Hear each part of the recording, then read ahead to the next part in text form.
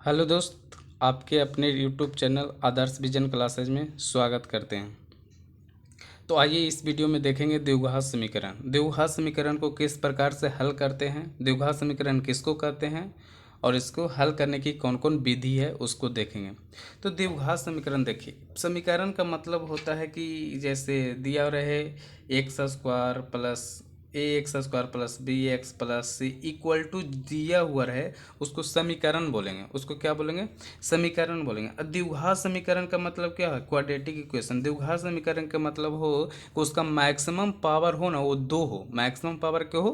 कितना हो? दो हो। उसी को द्विघात समीकरण कहते हैं। कोई भी समीकरण का मैक्सिमम पावर जो हो, मैक्सिमम घात जो हो, वो दो हो, उसी को कहते हैं द्विघात समीकरण। एक रहता है उसको रैखिक समीकरण कहते हैं, दो रहता है उसको द्विघात समीकरण कहते हैं, तीन रहता है उसको त्रिघातीय समीकरण कहते हैं।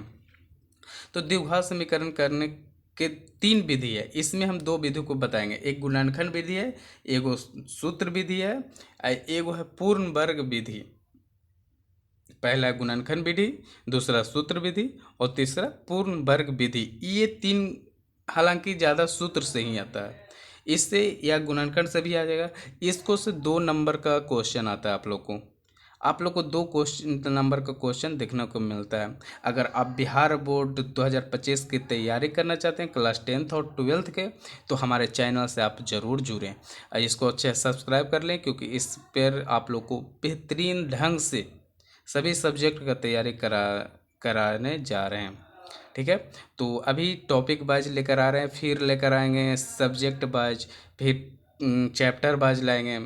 ठीक है, तो जैसे ही हम बोर्ड खरीदेंगे, वाइट बोर्ड, तो आप लोग को एकदम बेहतरीन ढंग से तैयारी करवाने वाला है। तो अगर आप न्यू एस्पिरेंट हैं बिहार बोर्ड मैट्रिक और इंटर के, तो हमारे चैनल से ज़रूर जुड़ जाएं।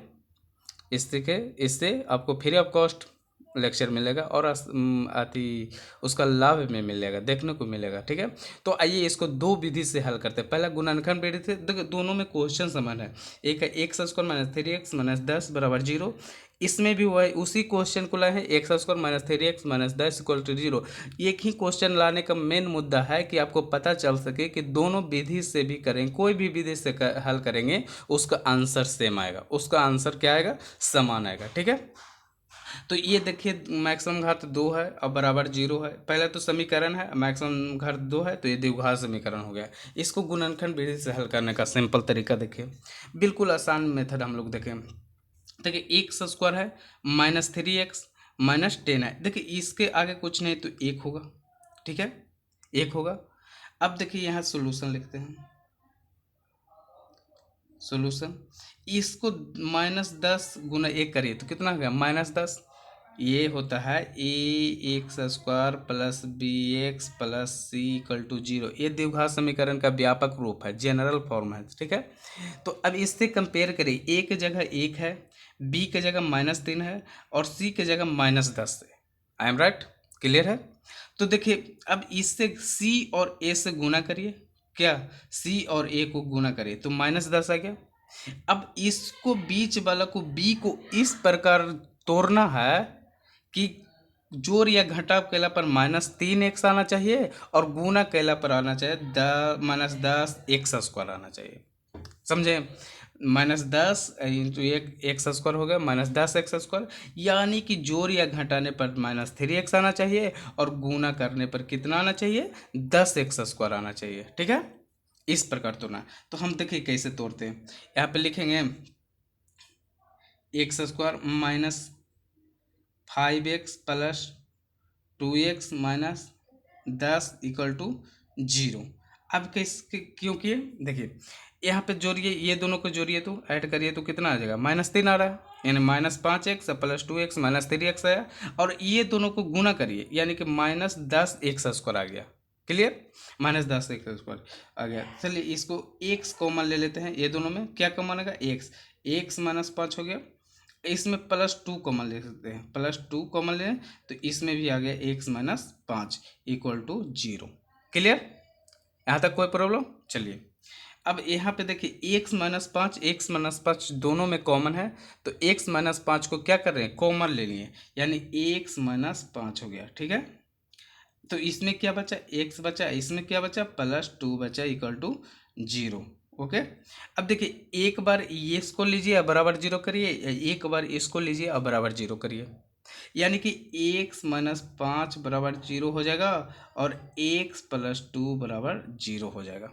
ठीक है, अब तो इसको हल करना आता होगा, यानी कि बराबर के उस साइड यानी राइट साइड जाएगा तो प्लस होगा, जो माइनस में माइनस होगा प्लस में, गुना होगा भागा में, भागा होगा गुणा में। आप लोग तो जानते ही होंगे, बचपन में पढ़े ना। तो इसको उस साइड ले जाइए, यानी x बराबर हो जाएगा 5 और इसको ले जाइए x बराबर हो गया -2, यानी कि द्विघात समीकरण का हल कितना हो जाएगा, जितना मैक्सिमम पावर होगा उतना ही हल होता है, यानी कि मैक्सिमम पावर 2 है तो हल भी 2 होगा, यानी कि x बराबर कितना कितना है, 5, -2। ये आंसर आ गया, यही आंसर आ गया। ठीक है, देखिए कितना आसानी से सॉल्व कर लें गुणनखंड विधि से। ठीक है, अब इसी क्वेश्चन को यहाँ पे हम सूत्र विधि से हल करेंगे, यानी फार्मूला से हल करेंगे, फार्मूला से हल करेंगे। देखिए सूत्र विधि क्या होता है, हल से हल करेंगे। इसको पहले सॉल्यूशन लेंगे, सॉल्यूशन में पहले क्वाड्रेटिक इक्वेशन यानी द्विघात समीकरण का व्यापक रूप लिखेंगे। जनरल फॉर्मूला होता है, जनरल क्या होता है, ax² + bx + c = 0, यही होता है।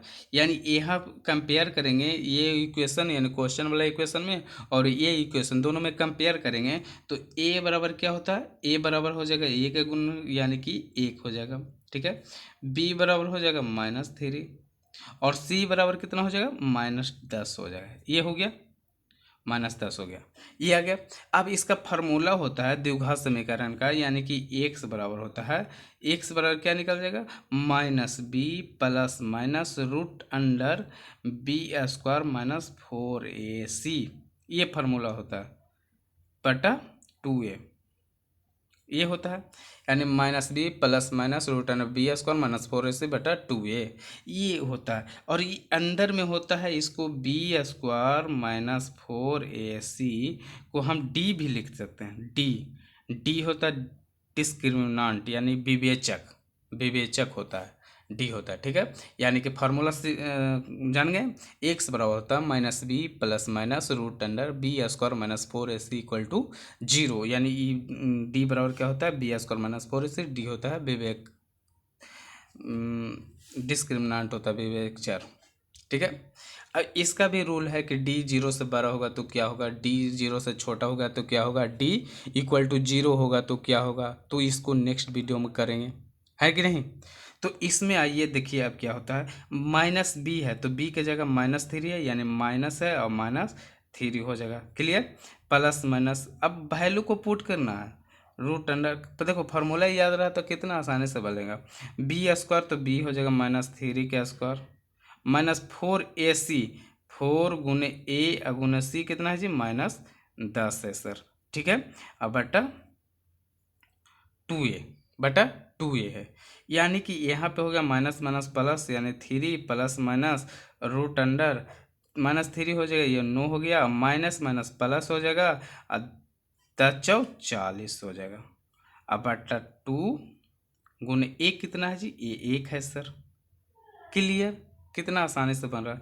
यहाँ देखिए 3 ± √49/2, 49, यानी 49 का वर्गमूल कितना होता है जी, आप लोग को पढ़े हैं, वर्गमूल 49 का वर्गमूल होता है 7। वाह वाह, वेरी गुड। 3 ± 7/2। अब एक बार प्लस लीजिए और एक बार माइनस लीजिए, ठीक है। तो एक बार प्लस लीजिए 3 + 7/2 और एक माइनस लीजिए 3 - 7/2, क्लियर।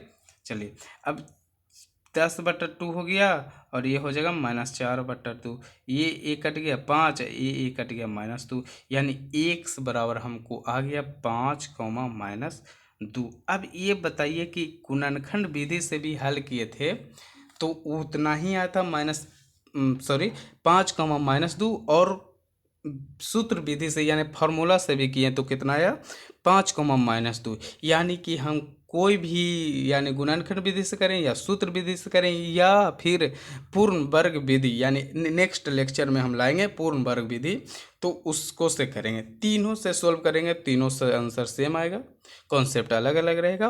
फार्मूला याद रखिएगा कि x बराबर होता है -b plus minus root under b square minus 4ac बटा 2a, जहाँ बी स्क्वायर माइनस 4ac होता है d, जिसको डिस्क्रिमिनेंट कहते हैं यानी विवेचक होता है।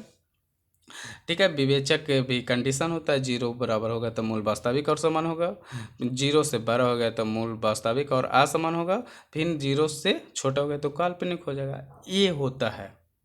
ठीक है, तो कैसा लगा ये वीडियो कमेंट करके ज़रूर बताएं, और ये अच्छे से समझे हैं तो एक लाइक ज़रूर कर दें। ठीक है, और चैनल पर नया है तो चैनल को सब्सक्राइब करके बेल आइकन को दबा लीजिए, ताकि नेक्स्ट लेक्चर डालें तो आप तक सबसे पहले पहुंचे। और ज़रूरी सूचना है ये है कि आप हमारे व्हाट्सएप ग्रुप से भी जुड़ सकते हैं, जिसका लिंक डिस्क्रिप्शन में दे दिए हैं। और हाँ, जितने भी स्टूडेंट हैं क्लास 10th के और 12th के, तो इस चैनल से तो अवश्य जुड़ जाएं, क्योंकि 2025 में भौकाल लाने वाले हैं। ठीक है, तो चलिए मिलेंगे नेक्स्ट वीडियो में, तब तक के लिए धन्यवाद।